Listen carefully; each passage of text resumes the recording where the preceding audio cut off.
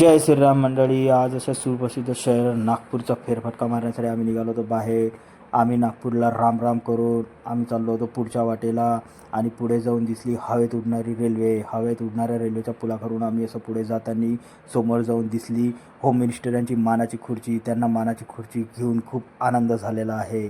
आणि मग बघता बघताच रात्र झाली आणि रात्र झाल्यावर होम मिनिस्टर बोलले की चला म्हणे शहरातल्या खूप मोठ्या दुकानामध्ये तुम्हाला घेऊन जाते. आणि पुढे येऊन बघतो तर काय डीमार्ट.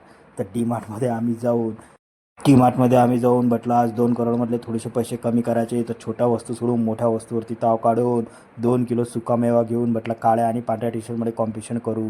पण पांढरी टी शर्ट नाही आवडली. म्हटलं आपली जिंदगी काळीच आहे तर काळ्याच कलरची टी शर्ट घेऊ. मग इकडे येऊन बघतो तर काय होम मिनिस्टर पूर्ण 2 लाख रुपये खर्चाचा विचार करूनच आले होते. तर असंच करता करता त्यांनी खूप सारी शॉपिंग करून 2 लाख रुपये खर्च केले. आणि समोर येऊन बघतो तर काय स्वर्गातून आलेले चमकणारे फुले यांना आम्ही प्रणाम करून निघालो 200च्या स्पीडने असं सुसाट वेगाने घराच्या दिशेने. व्हिडिओ आवडल्यास नक्की लाईक करून शेअर करा.